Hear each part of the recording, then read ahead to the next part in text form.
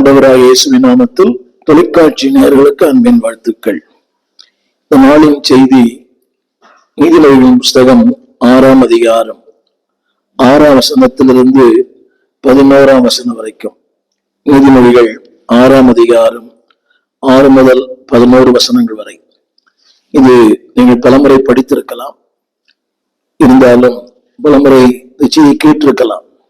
இந்த செய்தியினுடைய கருப்பொருள் என்னவென்றால், தேவனுடைய படைப்பு ஒவ்வொன்றுமே அவருடைய வல்லமையை, அவருடைய மாட்சிமையை, அவருடைய மகத்துவங்களை அறிவிக்கிறது. அற்பமான ஒன்றுதான், ஆனால் அந்த அற்பமான ஒன்று நம்முடைய ஆவிக்குரிய வாழ்க்கைக்கு அநேக பாடங்களை கற்றுக் கொடுக்கிறது. அந்த பாடங்களைத்தான் உங்களோடு கூட நான் பகிர்ந்து கொள்ளும்படி விரும்புகிறேன். தேவனுடைய படைப்பில் ஒவ்வொன்றுமே ஒரு தனித்தன்மை வாய்ந்தது. அது அவருடைய மகிமை வெளிப்படுத்துகிறது, மாட்சிமையை பேசுகிறது. இந்த வேதம் முழுவதும் ஏராளமான மிருகங்களையும் மச்சங்களையும் குறித்து ஆண்டவர் மனிதனோடு பேசுவதை பார்க்கலாம். ஆண்டவர் மிருகங்களை வைத்து மனிதனோடு பேசுகிறார். அந்த மிருகங்களும் மனிதனுக்கு சில பாடங்களை கற்றுக் கொடுக்கிறது. இந்த செய்தியை கவனமாய் கேளுங்கள். என்னோட வேதம் இருக்குமானால் நீதிமொழிகளின் புஸ்தகம் 6ஆம் அதிகாரம் 6 முதல் 11 வசனங்கள் வரை. அந்த வார்த்தை ஆரம்பிக்கும் போது இப்படி ஆரம்பிக்கிறது: சோம்பேறியே. இது ஆண்டவர் மனிதனுக்கு சொல்லுகிற வார்த்தை. அப்படியானால் இது அவனை கண்டிக்கும் வார்த்தை அல்ல, அவன் எப்படி வாழ்க்கையில் இருக்க வேண்டும் என்பதை ஆண்டு சொல்லிக் கொடுக்கிறார். இன்றைக்கு நம்முடைய ஆவிக்குரிய வாழ்க்கையிலும் ஏராளமான வசதிகள், நிர்விசாரங்கள். நாளை ஜெபிக்கலாம், நாளை வேதம் வாசிக்கலாம், நாளைக்கு ஊழியம் செய்யலாம், நாளைக்கு ஆலயம் போகலாம். நாளை என்பது நம்முடையது அல்ல, அது ஆண்டுடைய காலத்தில் இருக்கிறது. எனவேதான் வேதம் சொல்கிறது, உனக்கு கிடைத்த இந்த சமயத்துல, அன்பானவர்களே, தேவ நேரங்களை தருகிறார், காலங்களை தருகிறார், சமயங்களை தருகிறார். இந்த நாள் வரைக்கும் அவருடைய சுவாசம் நமக்குள் இருக்கிறது, அந்த இதய துடிப்பு. இதனுடைய கருத்து என்னவென்றால், still God wants to do something in your life. There are some unfinished work. உங்கள் வாழ்க்கையில் இன்னும் தேவன் செய்ய வேண்டிய ஏராளமான காரியங்கள் உண்டு. அது பல நமக்கு புரிவதில்லை. There are still unfinished work. என் வாழ்க்கையிலும் இந்த நாளில் உங்களோடு பேச என்று சொன்னார். அன்பானவர்களே, இன்னும் ஆண்டவன் கொடுத்திருக்கிற நேரம், இன்னும் என்னை கொண்டு தேவன் இன்னும் ஏராளமான காரியங்களை செய்ய விரும்புகிறார். எத்தனையோ பலவீனங்களுக்கு மத்தியிலும், எத்தனை விதமான எதிர்மறையான சூழலுக்கு மத்தியிலும் தேவன் கொடுத்த இந்த சுவாசம், தேவன் கொடுத்த அந்த இதய துடிப்பு, அதனுடைய காரணம் என்னவென்றால், still God has a great plan in your life. Still has a great work in you and through you. உங்களிலே, உங்கள் மூலமாய் தேவன் செய்ய வேண்டிய காரியங்கள் ஏராளம். There are lot of unfinished work. இத்தான் வேதத்தில் வாசிக்கிறோம். வெளிப்படுத்தல் புஸ்தகம் 11ஆம் அதிகாரத்திலே, அவர்கள் தங்கள் சாட்சியை சொல்ல முடித்திருக்கும் போது மரணம் அவர்களுக்குள்ளே பிரவேசித்தது. அது 2 சாட்சிகளை குறித்து பேசப்படுகிறது. அப்படியானால் சொல்லும் போது அல்ல, சொல்லிக் கொண்டிருக்கும் போது அல்ல, சொல்ல ஆரம்பிக்கும் போது அல்ல, சொல்லி முடித்திருக்கும் போது.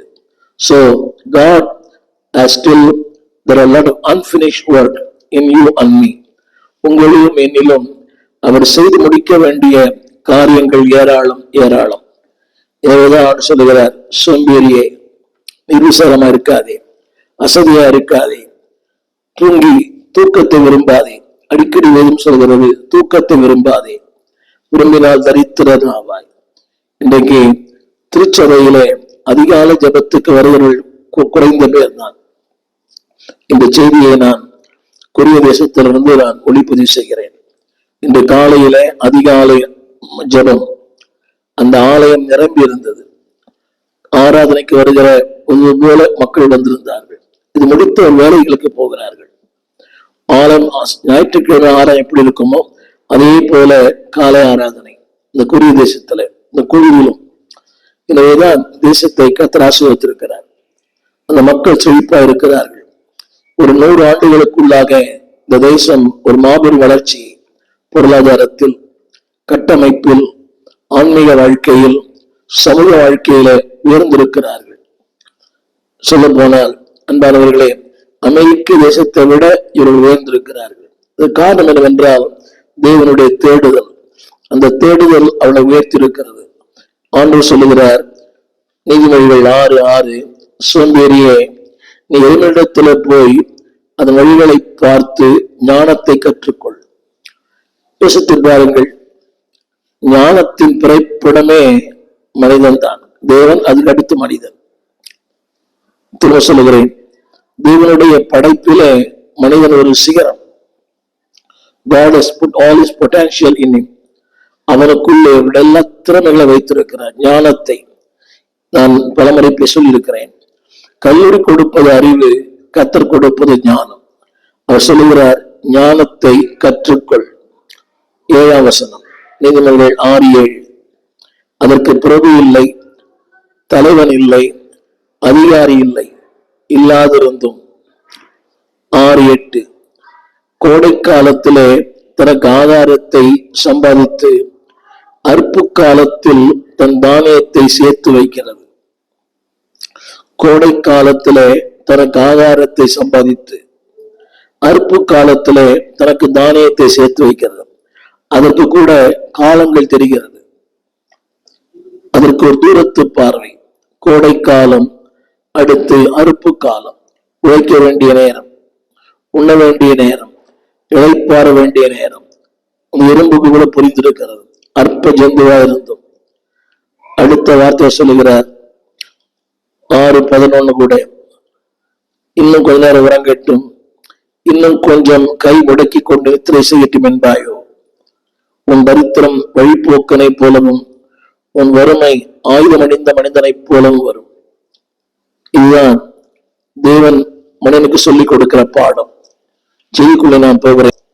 ஆரம்பத்திலே சொன்னது போல தேவன் ஒவ்வொரு நாளும் மனிதனோடு பேசுகிறார். அவர் பேசும் ஆண்டவர். அவர் பேசி மனிதன் கேட்கவில்லை என்றால் அந்த 5 அறிவு படைத்த அக்கிரியங்களை வைத்து பேசுகிறார்.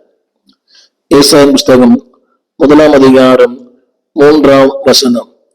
இந்த வேதம் முழுவதும் ஆண்டவர் மிருகங்களையும் மச்சங்களையும் வைத்து தேவர் ராஜ்யத்தினுடைய அந்த மேன்மை வெளிப்படுத்துகிறார். God reveals his kingdom, the glory of his kingdom. தம்முடைய ராஜ்யத்தின் மகிமையும், தம்முடைய ராஜ்யத்தின் மேன்மையும், தம்முடைய ராஜ்யத்தின் வல்லமையும் மனிதனுக்கு வெளிப்படுத்துகிறார். இதைத்தான் ஏசாயா 1ஆம் அதிகாரம் 3ஆம் வசனம் இப்படி சொல்லுகிறது. மாடு தன் எஜமானையும், கழுதை தன் ஆண்டவனின் முன்னணையும் அறியும். இது யாருக்கு? மனிதனுக்கு சொல்லுகிறார். மாடு, கழுதை, இந்த ரெண்டையும் அவனுக்கு உதாரணமாய் காட்டுகிறார். உங்களுக்கு எனக்கும் என்ன சொல்லுகிறார்? மாடு தன் எஜமானை அறிந்திருக்கிறது. இன்னைக்கு அனைவருக்கு ஆண்டவரை, அதாவது ஒரு வைத்தியராக, ஒரு மருத்துவராக, ஒரு மகிழ்ச்சி கொடுக்கிற ஒரு நகைச்சுவை நடிகராய் பார்க்கிறார்கள். அவர் எஜமானாய் பார்க்கிற மக்கள் மிக குறைவு. Is the boss. இதான் மல்கியால் சொல்கிறார், நான் எஜமானால் எனக்கு பயப்படுகிற பயம் எங்கே? ஒரு அறிந்து கொள்ள வேண்டும், அவர் ஆண்டவர் தான், ஆனால் நம் வாழ்வின் எஜமான், வாழ வைக்கிறவர், நம்ம வாழ்க்கையில் அதிகாரம் செலுத்துகிறவர். இஸ் த பாஸ், ஒரு முதலாளி. இன்னைக்கு அனைவருக்கு அது புரியல. அவங்க நினைக்கிறாங்க அவங்கதான் முதலாளி. இல்லை என்பவர்களே, பணம் இருக்கலாம், அதிகாரம் இருக்கலாம்.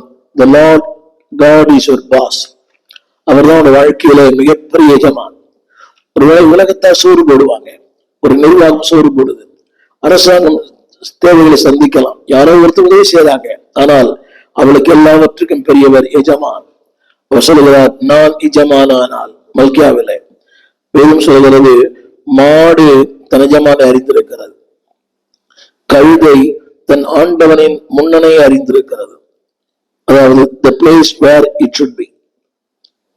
ஆண்டவனின் முன்னணை, தன்னுடைய நிலையை அறிந்திருக்கிறது, தன்னுடைய இடத்தை அறிந்திருக்கிறது. இஸ்ரவேலோ அறிவில்லாமலும் என் ஜனம் உணவில்லாமல் இருக்கிறது என்கிறார். கவனிங்கள், தம் ஜனத்தோடு பேசுவதற்கு யாரை மேற்கோள் காட்டுகிறார்? ஒரு அன்பார்களே, கால்நடைகளை, மிருக ஜீவன்களை வைத்து மனிதனோடு பேசுகிறார். இது எத்தனை அன்பானவர்களே நமக்கு மிகப்பெரிய பாடம். இத மனுஷனுக்கு சொன்னா மனுஷனுக்கு புரியாது.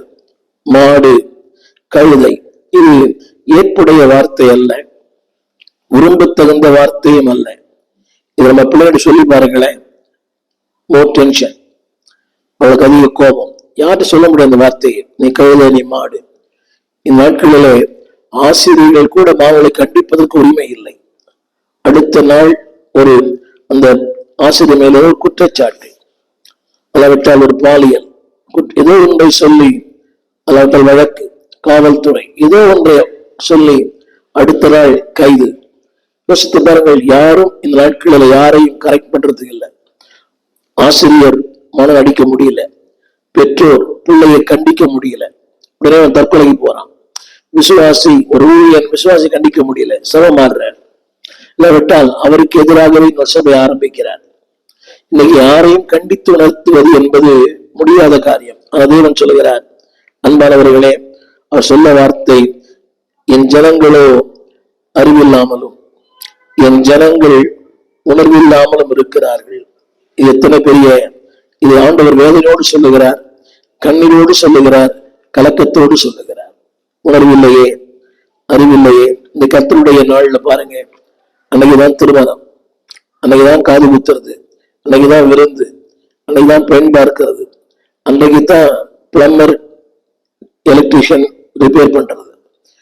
இதனுடைய நிலைமை என்னவென்றால், அதாவது அறிவில்லாத ஒரு வாழ்க்கை, கர்த்தருடைய காரியங்களில் நாட்டம் இல்லை, கர்த்தருடைய அந்த கர்த்தர் கொடுக்க வேண்டிய அந்த கணத்தை கொடுப்பதில்லை. சொல்கிறார், நான் நிஜமானால் என் கணம் எங்கே?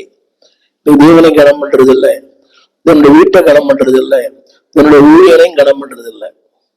ரொம்ப துக்கமான ஒன்று. அவங்க நினைக்கிறாங்கன்னா, என்னாலதான் பாஸ்டர் வாழறார், நான் இல்லைன்னா சபையே இல்லை, நான் இல்லைன்னா பாஸ்டரே இல்லை. இல்லை என்பவர்களே, இதுதான் வேதம் சொல்கிறது, அறிவில்லாத வாழ்க்கை. இரண்டாவது, என் ஜனம் உணர்வில்லாமல். எவ்வளவு செய்தி. நீங்க எத்தனை வருஷம் சபைக்கு போறீங்க? 35 ஆண்டுகள் சபைக்கு போறீங்க, 40 ஆண்டு சபைக்கு போறீங்க. இன்னும் வார்த்தைகள் மாறவில்லை, எண்ணங்கள் மாறவில்லை, சுபாவங்கள் மாறவில்லை, பேச்சு மாறவில்லை, அடுத்தவர்களை காயப்படுத்துவது மாறவில்லை. அடுத்தவர்களை காயப்படுத்தி குற்றப்படுத்தி, சில பேர் அதே ஒரு ஊழியம், அடுத்தவர்களை குற்றப்படுத்த ஊழியம். எதை பண்ணல, இதை பண்ணல, இதை பண்ணல, இதை பண்ணல. ரொம்ப ஈஸி. அடுத்தவர்களை குற்றப்படுத்தி பேசுவது என்பது ரொம்ப ஈஸி. அந்த குற்றம் உங்களுக்கு உங்ககிட்ட இருக்குது. ஏதாண்டா சொன்னார், உன் கண்ணிலே உத்திரம் இருக்கிறது, ஆனா அவன் அடுத்தவங்க கண்ணுல சிறு திரும்ப உனக்கு பெருசா தெரியுது.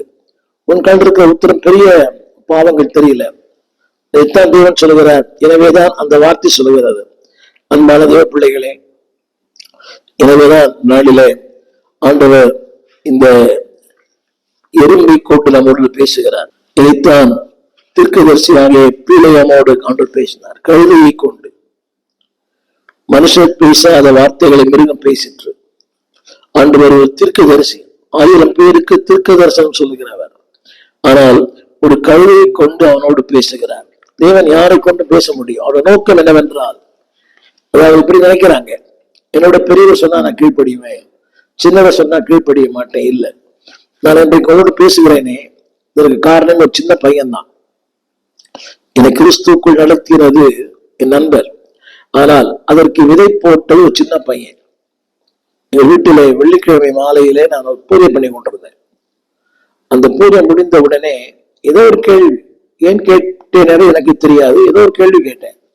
ஒரு சிறு பையன், அவனுக்கு வயது 10 இருக்கும். அவன், நான் படித்த பள்ளியில சேர்வதற்காக, நான் படித்து முடித்து வெளியே வருகிறேன், SLC. அந்த பள்ளியிலே சேர்வதற்காக அப்ளிகேஷன் ஃபார்ம் ஃபில்அப் பண்றதுக்காக என்கிட்ட வந்தான். அவனுக்கு தகப்பன் இல்லை, ஒரு அப்ளிகேஷன் ஃபார்ம் ஃபில்அப் பண்றதுக்காக என்கிட்ட வந்தான். அவனுக்கு ஒரு சின்ன கேள்வி கேட்டேன்.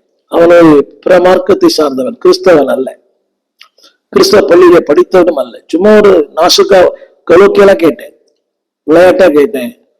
எங்க வீட்டுக்கு நிறைய அந்த படங்களை எல்லாம் காட்டினேன். நிறைய படங்கள் வீடு ஃபுல்லா, அந்த படங்கள் எல்லாம் கேட்டேன். இதுல யாரா மெய்யான சாமின்னு கேட்டேன். அவன், நான் நினைத்ததெல்லாம் வேற, ஏதோ ஒண்ணு சொல்லுவான் இதில் அப்படின்னு நினைச்சேன். ஆனா இல்லாத ஒரு, அங்க இல்லாத ஒரு படம் இருக்கிறது, அது இயேசு. ஆனா அவன் சொன்னது அவரைத்தான் புரிய வைக்கிறேன். நான் கேட்டேன், இந்த உலகத்துல யாரா மெய்யான சாமி? தமிழ் சும்மா சொல்வதற்குதான் கேட்டேன், யார் மெய்யான சாமி? அவன் கேட்டான் என்னை பார்த்து, உனக்கு இது கூட தெரியாதான்னு கேட்டான். நான் கேட்டேன், உனக்கு தெரியுமாடான்னு கேட்டேன். எனக்கு தெரியும் நான் சொல்லுன்னு. நீ சொன்ன நடிப்ப அப்படின்னா, நடிக்க மாட்டேன்னு சொன்னேன். அவன் தான் சொன்னான் இயேசு கிறிஸ்து அப்படின்னா. அவன் சொல்லி அவன் கடந்து போய் விட்டான். அங்க நிக்கல, அவன் ஃபார்ம் ஃபில்அப் பண்ண வந்தவன் ஃபார்ம் ஃபில்அப் பண்ணல, போயிட்டான். ஆனா அவன் சொன்ன வார்த்தை இரவெல்லாம் பகலெல்லாம் உண்ண முடியவில்லை, உறங்க முடியவில்லை, படிக்க முடியவில்லை, எதையும் செய்ய முடியவில்லை. அந்த வார்த்தை திரும்ப திரும்ப திரும்ப திரும்ப என் காதில் எதிரொலித்துக் கொண்டே இருந்தது. அப்ப கூட என்னோடு கூட உணர்ச்சிகள் பேசுகிறது. முட்டாள், ஒரு சின்ன பையன் சொல்றதா பெரிய பெரிய காரியம்.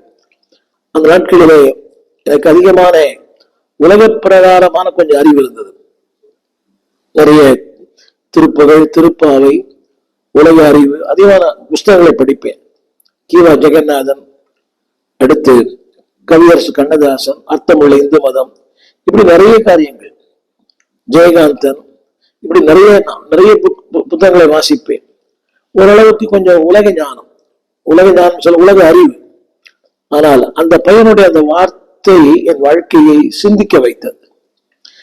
ஆண்டவர் சில நேரங்களிலே சிறியவனை கொண்டு பெரியவர்களோடு பேசுகிறார். என்னை கேட்டுக்கொண்டிருக்கிற அன்பு தேவ பிள்ளைகளே, நீங்கள் ரொம்ப பெரியவங்களா இருக்கலாம்.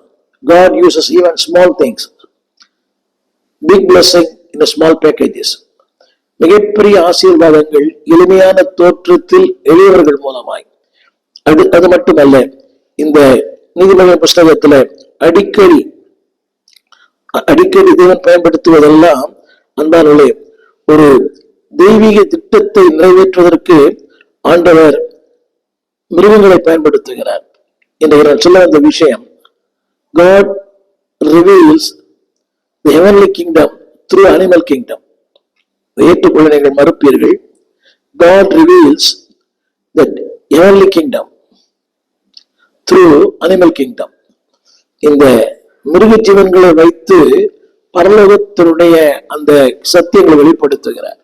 எனவேதான் அவர் சொன்னார், மாடு தன் எஜமானை அறியும், கழுதை தன் ஆண்டவனின் முன்னனை அறியும். இதெல்லாமே என் ஜனங்களோ, இதெல்லாம் தேவ ராஜ்யத்தை குறித்து தேவன் சொல்லுகிற வார்த்தை. எனக்கு அதிகமா தேவ ராஜ்யத்தை பற்றி சிந்தனை இல்லை. புசிப்போம், குடிப்போம், ஆடுவோம், பாடுவோம், மகிழ்ச்சியா இருப்போம். வாழ்க்கையில நவீன எப்படி எல்லாம் அதை என்ஜாய் பண்ண முடியுமோ, புதிய புதிய சந்தோஷங்கள், புதிய புதிய திரைப்படங்கள், எல்லாமே புதுசு. இன்னைக்கு பாருங்களேன், அன்றைக்கு பயன்படுத்தின பாவத்திற்கு அன்றைக்கு பயன்படுத்தலாம், இன்னைக்கு பயன்படுத்தல. அன்றைக்கு புகைப்பிடிப்பார்கள், இல்ல சாராயம் குடிப்பாங்க. இன்னைக்கு அதற்கு மாற்று வழியாக ஏராளமான போதை மருந்து வஸ்துக்கள் டெய்லி இந்த தொலைக்காட்சியில் வருகிறது அல்லவா? அந்த பொருள், அந்த போதைப் பொருள், இந்த போதைப் பொருள், அங்க பிடிச்சாங்க, இங்க பிடிச்ாங்க, பிரவுன் சுகர், ஒயிட் சுகர், இன்னளவு சொல்றாங்க. அப்படியானால் மனிதன் தான் பாவம் செய்வதற்கான புதிய புதிய கண்டுபிடிப்புகளை கண்டுபிடிக்கிறான். தேவன் பல நேரங்களிலே அன்பானவர்களே, தேவ ராஜ்யத்தை குறித்த சிந்தனை அனைவருக்கு இல்லை. ஈவன் திருச்சபைக்கு போறவர்களுக்கு கூட தேவ ராஜ்யம் பற்றி சிந்தனை இல்லை. வியாதி வராம இருக்கணும், சந்தோஷமா இருக்கணும், சமாதானமா இருக்கணும், நல்ல வசதியா இருக்கணும், தொழில் பெருகணும், ஆரோக்கியமா இருக்கணும், பிள்ளைகள் படிக்கணும், வெளிநாட்டுல வேலை வாய்ப்பு வரணும். கவனிங்கள், ஆண்டவர் சொல்லுகிற வார்த்தை, அவர் சொல்லுகிற அதாவது ஒரு சாதாரண ஒன்றை வைத்து அவர் பேசுகிறார். அங்கே சொல்லப்பட்ட வார்த்தை சோம்பேறியே. அவருடைய கருத்து என்னவென்றால் லேசினஸ், கேர்லெஸ், கொஞ்சம் கூட அக்கறையே இல்லாத ஒரு வாழ்க்கை. மூன்றாவது, அதாவது எதை குறித்த சிந்தனையும் இல்லை. சோம்பேறி என்ற வார்த்தைக்கு தான் அர்த்தம், அதாவது நத்திங் மைண்ட், எதை பற்றி சிந்தனை கிடையாது, எதுவுமே இல்லை. ஆனால் தேவன் சொல்லுகிற வார்த்தை சிந்திக்க வேண்டும் என்று தேவன் விரும்புகிறார். நான் ஆரம்பத்தில் சொன்னது போல பல நேரங்களில் இந்த சிறியவர்களை வைத்து நம்மோடு பேசும்போது நாம் ஏற்றுக்கொள்வதில்லை. எனக்கு நீ புத்தி சொல்றியா? நீங்க எனது ஊழியக்காரர் கூட, இந்த ஊழியக்காரர் கூட்டம் ஏகப்பட்ட கூட நடக்குது. நீங்களாம் தினந்தோறும் நூற்றுக்கணக்கான ஊழியர் கூடுகை. ஆனால் அந்த கூடுகையில எந்த அளவுக்கு அதை ஏற்றுக்கொள்ளுகிறார்கள், அந்த வாழ்க்கை எந்த அளவுக்கு அவர்கள் மாற்றப்படுகிறார் என்று பெரிய கேள்விக்குறி. ஒரு பெரிய தமிழகத்தினுடைய மிகப்பெரிய ஒரு போதரோடு நான் பேசிக் கொண்டிருந்தேன். ஒரு சபையில ஏறக்குறைய 10,000 பேர் இருக்கிறாங்க. அவரது பேசும்போது நான் கேட்டேன். அவர் ஒரு காலத்தில் அதிகமான ஊழியர் கூடுகை நடத்தினார். நானும் நடத்தி இருக்கிறேன். அப்ப அவர் சொன்னார், இல்ல பாஸ்டர், நான் ஊழியர் கூட்டமே நடத்துறது இல்லை. நம்ம எந்த ஊழியர் கூட்டத்துல எந்த ஊழியக்காரனும் பிரசங்க கேட்கறது இல்லை. கேட்டாலும் அதன்படி வாழ்க்கையை அர்ப்பணிப்பதில்லை. இதுக்கு என் பணத்தை நான் செலவு பண்ணணும். அவர் ஆயிரக்கணக்கான ஊழியர்களை வைத்து ஊழியர் கூட நடத்தின ஒரு மாபெரும் போதகர், ஒரு பெரிய சபையின் போதகர். அவர் சொல்றாரு, எனக்கு அந்த ஊழியர் கூடையில் நம்பிக்கை இல்லை. நான் நடத்துற சில நேரங்கள்ல என்னுடைய ஊழியருக்காக நடத்துகிறேன். என்னை சுற்றி இருக்கிற, அதாவது வசனத்தை விரும்புகிற சிலருக்காக நடத்துகிறேன். விலைவிட்டு எண்ணக்கூடிய ஒரு சிலருக்கு மட்டுமே. அதிகமா மக்கள் வர்றதில்லை. ஏன்னா அங்கே கிஃப்ட் தர்றதில்லை. அதிலே போட்டிருக்கிறேன், வசனத்தை விரும்புவதற்கு மட்டும்தான் இந்த ஊழியர் மீட் கூட்டம். பிரயாண செலவெல்லாம் கொடுப்பதில்லை. யாரும் ஜனங்க வர மாட்டாங்க. ஆனா வசனத்தை விரும்புகிற ஒரு சிலர் மட்டுமே வருவார்கள். நான் சொல்ல வந்த கருத்து என்னவென்றால், people doesn't want to know, doesn't want to learn, doesn't want to obey. கீழ்ப்படியவோ கற்றுக்கொள்ளவோ அன்பால கற்றுக்கொண்ட ஒன்றில நிலைத்திருக்க விரும்பவில்லை. ஊழியர் கூட்டத்துக்கு 300 ரூபாய் தராங்க. 10 மணிக்குள்ள போனா அதுக்கு கிஃப்ட் கொடுக்குறாங்க. வேதம் சொல்லுகிறது, பவுல் வசனத்தை போதித்து வசப்படுத்தினான். இன்னைக்கு நல்ல சாப்பாடு போட்டு உங்களுக்கு அது கூட அசைவு சாப்பாடு போட்டாதான் திருப்தியா இருக்கிறேன். நான் யாரையும் குறை சொல்ல விரும்பவில்லை. அதுக்காக நம்ம போலவே வசனம் ஆபுக் சொல்லுகிறான், அவர் அவர் அவர் என்னோடு என்ன பேசுவார். ஆபுக் 2ஆம் அதிகாரம். அவர் என்னை கண்டிக்கும் போது நான் என்ன சொல்லுவேன். அந்த ஆதங்கம், அந்த எதிர்பார்ப்பு, அந்த எதிர்பார்ப்போடு வருகிற மக்கள் மிக குறைவு. இந்த ஊழியர் கூட்டத்துல பாருங்க, 12:30 மணிக்கு மனசாட்சி இல்லாம வருகிற ஊழியர்கள் ஏராளம். 1 மணி கூட வராங்க. அவங்க வருகிற நோக்கமே புரியல. இன்னைக்கு கேட்டுக்கொள்ள அன்பு ஊழியர்களே, பவுலடியார் சொல்கிறார் அப்போஸ்தலர் 20ஆம் அதிகாரத்துல, நாங்கள் அங்கே முன்னாக போயிருந்தோம். ஒரு ஊழியர் கூட்டத்துக்கு முடிஞ்ச அளவுக்கு முன்னால போங்க. செய்திக்கு முன்னால போங்க. செய்தி நேரத்துல இடையில என்னைக்கு ஒரு நாள் அசம்பாவிதங்கள், ஏதோ ஒரு காரியங்கள் முடியல, அது பரவாயில்லை. சிலருக்கு அது ஒரு வாடிக்கை. அந்த கூட்டத்துக்கு முடியும் போதான் வருவாங்க. கேட்டா சொல்றாங்க, லேட்டா போனாதான் மதிப்பு. அது மதிப்பு இல்லை, அவமானம். திரும்ப சொல்லுகிறேன், நீங்கள் எதை விதைக்கிறீர்களோ அதை நீங்கள் அறுப்பீர்கள். நீங்க அப்படி காலதாமதமா ஒரு ஊழியர் கூட்டத்துக்கு போனீங்கன்னா விசுவாசி அப்படிதான் வருவார். பிகாஸ் எதை விதைக்கிறோமோ, நீங்கள் விதைகள், அவர்கள் கனிகள். விதை சரியில்லை என்றால் கனி சரியா இருக்காது. இன்றைக்கு நான் உங்களோடு பேச சொல்ல வந்த அந்த வார்த்தை என்னவென்றால், என்னோடு கூட சில நிமிடங்கள் செலவு பண்ணும்படி அன்பா கேட்கிறேன். சாதாரண ஒண்ணுதான் அது. ஆனால் அதனிடத்தில் நாம் கற்றுக்கொள்ள வேண்டிய காரியங்கள் ஏராளம். இந்த எறும்புகளை குறித்து இந்த விஞ்ஞானம் சொல்லுகிறது, அதாவது ஏறக்குறைய 11,000 வகையான எறும்புகள் இந்த உலகத்தில் இருக்கிறதாம். இதனுடைய படைப்புல 11,000 ants, 11,000 இருக்குதாம். அதாவது ஏறக்குறைய 20 மில்லியன் எறும்பு இந்த பூமியில இருக்குதாம். 20 மில்லியன் பூமியில. இந்த விஞ்ஞானிகள் சொல்லுகிறார்கள், ஏறக்குறைய இது உலகம் முழுவதும் இருக்கிறது. எறும்புகள் இல்லாத இடங்களே கிடையாது. இது எந்த நாடா இருந்தாலும், ஈவன் அமேசான் காடுகள்லயும் அது அதிகமா இருக்கிறது. அன்பானவர்களே, சில எறும்புகள் எடை குறைந்து, சில எறும்புகள் எடை அதிகமானது. இது விஞ்ஞானிகள் சொல்லுகிறார்கள். ஆனால் சத்தியம் என்னவென்றால், இன்றைக்கு இருக்கிற பறவை இனங்களை விட எறும்பின் இனங்கள் அதிகமா.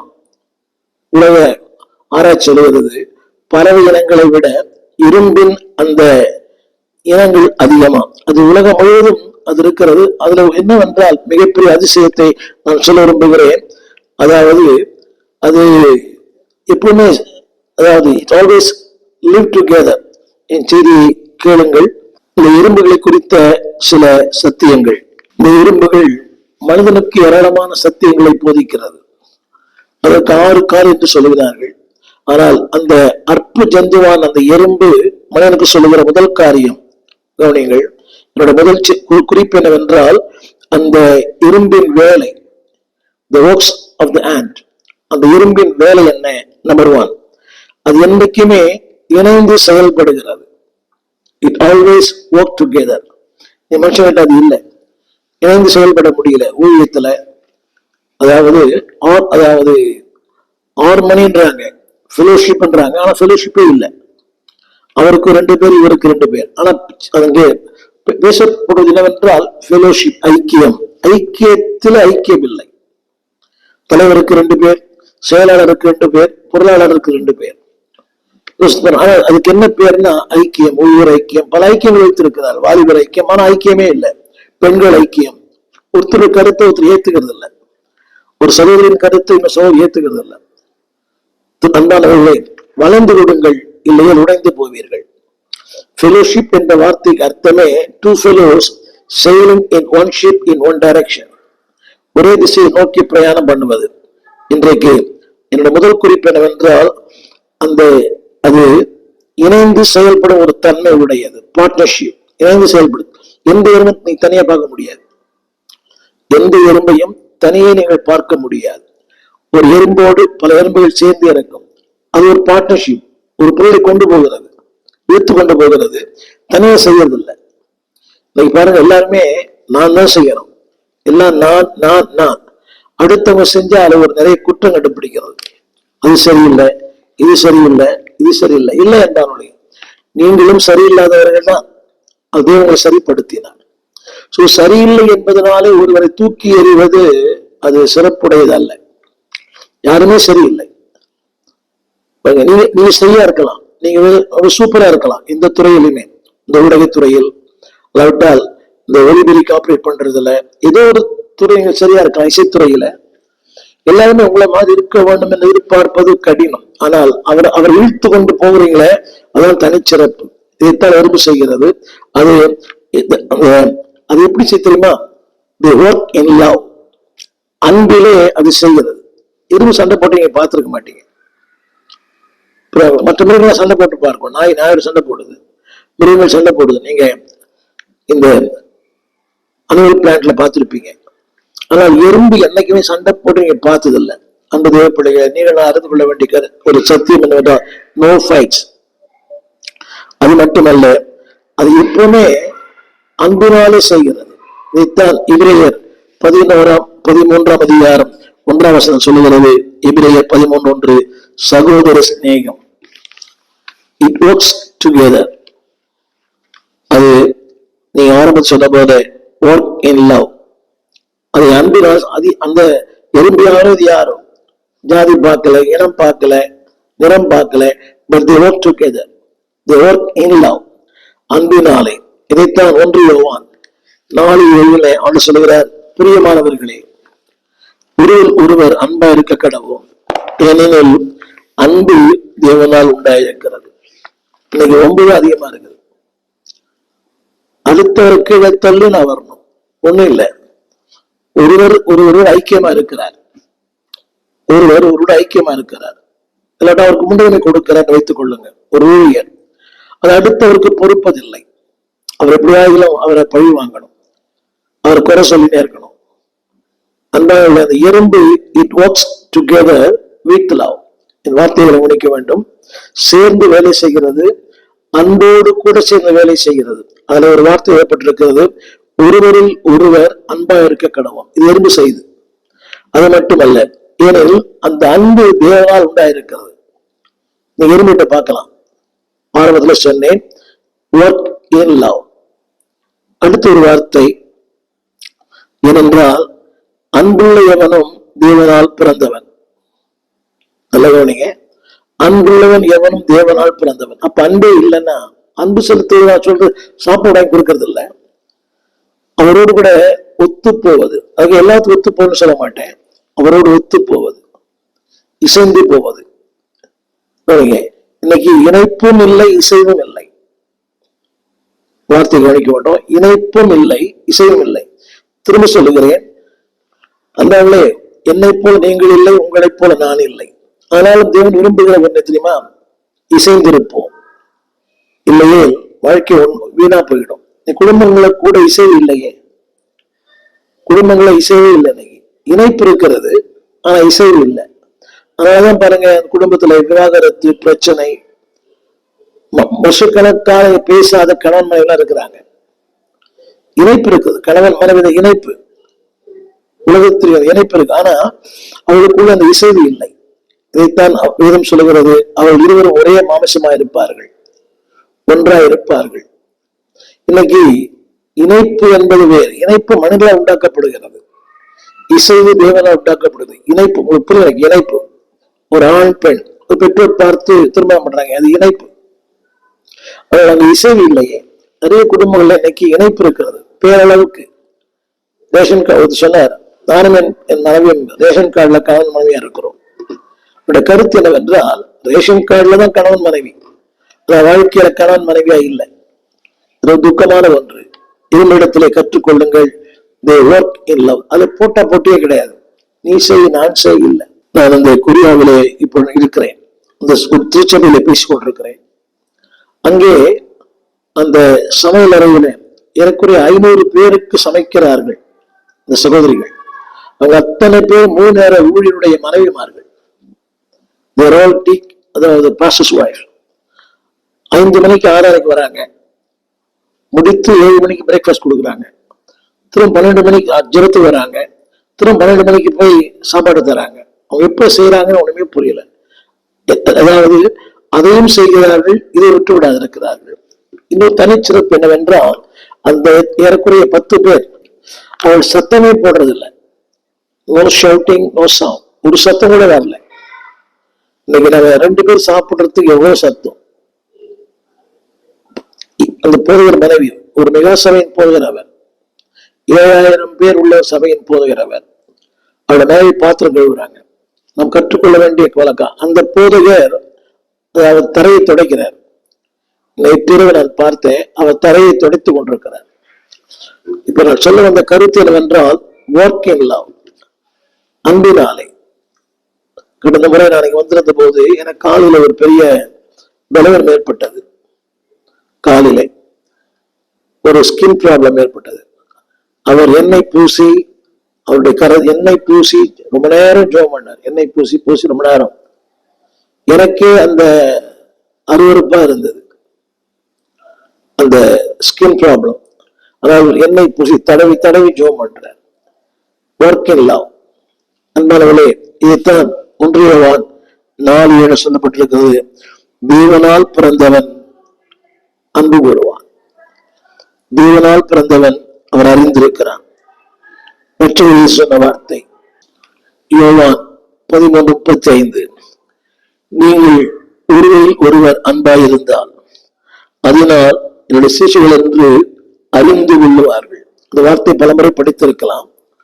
நீங்கள் ஒருவரில் ஒருவர் அன்பாயிருந்தால் அதனால் நீங்கள் என்னுடைய சீஷர்கள் என்று எல்லாரும், அந்த எல்லாரும் என்ற வார்த்தையை நான் கோடிட்டு காட்ட விரும்புகிறேன். எல்லாரும், பிரமதத்தவர்கள், படித்தவர்கள், படிக்காதவர்கள், ஏழைகள், பணக்காரர்கள், பிரமதத்தவர்கள் எல்லாரும் அறிந்து கொள்ளுவார்கள்.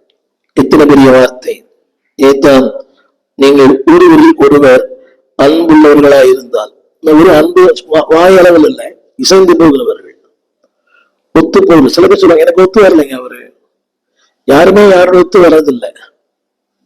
அந்த அன்பு என்ற வார்த்தைக்கு ஒருமித்து வேலை செய்வது, ஒருமித்து பிரயாணம் செய்வது, ஒருமித்து ஏற்றுக்கொள்வது. கவனிங்க, என் கருத்தினை ஏற்றுக்கொள்ள வேண்டிய அவசியம் இல்லை, அதேபோல் அவர் கருத்தினை ஏற்றுக்கொள்ள வேண்டிய அவசியம் இல்லை. ஏற்றுக்கொள்ள முடிந்தால் ஏற்றுக்கொள்ளுங்கள், இல்லாட்ட விட்டுடுங்க.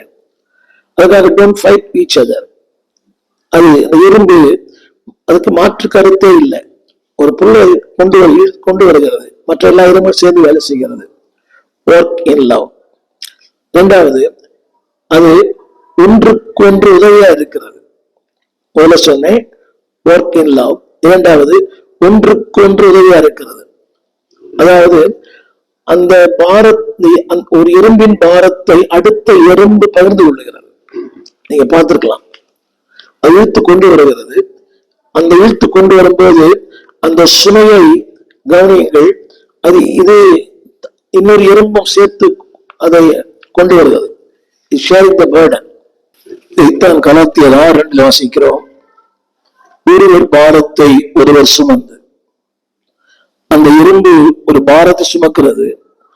கவனியுங்கள், சத்தம் போட்டு கூப்பிடல, நமக்கு மொழி தெரியல. ஆனா அடுத்த எறும்பு அந்த பாரத்தை தானும் சேர்த்து சுமந்து கொண்டு வருகிறது. ஒருவர் பாரத். எனக்கு என்ன தெரியுமா, அவர் பண்ணட்டும், நான் ஏன் பண்ணணும்? அவர் தான் பாஸ்டர் ரொம்ப பாராட்டுறாரு, அவர் தான் தாய்மேல தூக்கி வச்சிருக்கிறாரு, அவருக்கு தான் எல்லாம் செய்யறாரு, அவர் செய்யட்டும். குடும்பங்களை கூட அவர் செய்யட்டும், நான் ஏன் செய்யணும்? அவளுக்கு தான் எல்லாம் பண்றாங்க, அவனுக்கு தான் எல்லாம் பண்றாங்க. பிள்ளைகள் கூட இல்லை என்பார்கள். அந்த எறும்பை கவனியுங்கள். It takes a burden. அந்த ஒரு எறும்பு அந்த பாரத்தை சுமக்கும் போது இதுவும் அடுத்த எறும்பும் அந்த பாரத்தை சேர்ந்து சுமக்கிறது. அதைத்தான் ஆரம்பத்துல சொன்னேன், they are helpful. அடுத்தவர்களுக்கு உதவி செய்கிற அந்த மனப்போக்கு நிறைய பேருக்கு இல்லை. நல்லா பாடுறாங்க, நல்லா ஜோம் பண்றாங்க, they are multi talented, but they are not helpful. ஒரு சின்ன கேள்வி, அடுத்தவங்களுக்கு உதவி செய்யாத நீங்க உங்களுக்கு யாரும் உதவி செய்ய முடியாது. தேவன் உதவி செய்ய வேண்டுமானால் முடிந்த அளவுக்கு அடுத்து உதவி செய்யும். உங்கள் தகுதிக்கு என்ன முடியுமா செய்யுங்க. Help someone. யாருக்கும் ஒருவருக்கு கேட்கலாம், நிறைய சொல்லலாம். ஏன் அவரு செய்யக்கூடாதா? அவர் பண்ணக்கூடாதா? ஊழியங்களோட பாருங்களேன், அவர் பண்ணட்டும், நான் ஏன் பண்ணணும்? அவரு தான் பொறுப்பு கொடுத்துருக்குது, அவர் தான் அந்த பதவி கொடுத்துருக்குது. பதவிக்காக ஊழியங்கள் அல்ல. ஊழியம் வேற, பதவி வேற. பதவி வந்து போயிடும். சில பேர் அந்த பதவி கொடுத்தா தான் ஊழியம் பண்றாங்க. நீங்க இதுக்கு leader, Sunday school leader, youth leader, quire leader, அந்த பட்டங்கள் அவசியம் இல்லை. ஊழியத்துல கூட அவர் தலைவராக இருந்தா தான் அவர் கூட்டத்தையே வராரு. அவர் தலைவராக இல்லாவிட்டா வரவே மாட்டேன்றார் கூட்டத்துக்கு. இல்ல, பி ஹெல்ப்ஃபுல் டு சம்ஒன். யாரோ ஒருவருக்கு உதவியாயிருங்கள். இதைத்தான் கலாத்தியர் 6:2 நாம் வாசித்தோம். ஒருவர் பாரத்தை ஒருவர் சுமந்து. அவர் சொல்ல மாட்டாங்க. சில பேர் அவங்க பாரம் தெரியாது, அந்த பாரத்தை புரிந்து கொள்ளுகிறோமே, அதுதான் கிறிஸ்துவின் வாசனை. அந்த பாரம் அவர் சொல்லவே இல்லையே, எனக்கு எப்படி தெரியும்? அன்பானவர்களே, அதாவது குறிப்பறிந்து செய்வாள் இல்லாள் என்று உலகத்துல சொல்றாங்க. பால் நீந்தூட்டும் தாயினும் சால பறிந்தவள். அந்த குழந்தை அழுறதுக்கு முன்னாலேயே தாய்க்கு தெரியுது, அந்த முளைவில் சத்தம் தாய் கேட்குது. உடனே தன் குழந்தையை அவள் பாலட்டுகிறாள். அன்பானவர்களே, நீங்களும் நானும் அதுவும் சொல்லாம இருக்கலாம். அந்த அன்பில் நிலைத்திருந்த போது God will reveal that. அவன் ஆத்மா மரணத்துக்கு ஏதோ துக்கம் கொண்டிருக்கிறது. அந்த நிகழ்மை பார்த்து அரசன் கேட்டான், நீங்க துக்கமாக இருக்கிறது என்ன? யோசித்து பாருங்கள். அதாவது அடுத்தவங்க துக்கத்தை அறிந்து கொள்ளவில்லை என்றால் இவை மனிதர்களே இல்லை. Try to understand someone's feeling. அடுத்தவனுடைய உணர்ச்சிகளை மதியுங்க, அவங்க துக்கத்தை பகிர்ந்து கொள்ளுங்கள். அந்த அளவுக்கு அவங்க மிகப்பெரிய விரோதி இல்லையே. இன்னைக்கு நீங்க விரோதிச்சீங்கன்னா அவங்களை விரோதிப்பதற்கு ஒரு வருவான். அவன் உங்களுக்கு நல்லவனா இருப்பான். திரும்ப திரும்ப don't argue, don't fight with each other. எதுவும் சண்டை போடுறது இல்லை. அது மாறாக இட் ஹெல்ப். இதைத்தான் ரோமர் 15:1 வாசிக்கிறோம். ரோமர் 15:1, அன்றியும் பலமுள்ளவளாகிய நாம் நமக்கே பிரியமாய் நடவாமல். பலமுள்ளவளாகிய நாம் நமக்கே பிரியமாய் நடவாமல் பலவீனருடைய பலவீனங்களை தாங்க வேண்டும். இன்றைக்கு நமக்கே பிரியமா நடக்கணும். எனக்கு பிடிக்கல, நான் வந்துட்டேன். எனக்கு பிடிக்கல, விட்டுட்டேன். அப்படி ஆண்டவர் நம்மளை பத்தி சொன்னாலும் எப்படி இருக்கும்? அவனை பிடிக்கல, என்ன விட்டுட்டு போயிட்டேன். இல்லையே, நான் எத்தனை தவறுகள் செய்தாலும், எவ்வளவு தூரமாய் போனாலும் என் பின்னால வருகிற கர்த்தர் நெஞ்சார அணைத்து முத்தங்களிட்டு நெல் போல என் தொடர்ந்து வருகிற கர்த்தர். அவர் சொல்லுகிறார், நாம் நமக்கே பிரியமாய் நடவாமல். அடுத்த வார்த்தை, பலவீனருடைய பலவீனங்களை தாங்குங்கள். இது அன்லைன் பண்ணி நீங்க மனசுல பதிக்க அன்பா கேட்கிறேன். பலவீனுடைய பலவீனங்கள், அது பலவீனம். அவங்க அப்படித்தான், அவங்க திறந்த வாய்ப்பே இல்லை. வேதம் சொல்லுகிறது. எங்கள் விலாசம் போதகர் ஸ்டீஃபன் தேவகுமார், திறந்த வாசல் சபை, நம்பர் 65, பரமானந்த தெரு, 7 கிணறு, சென்னை 600001.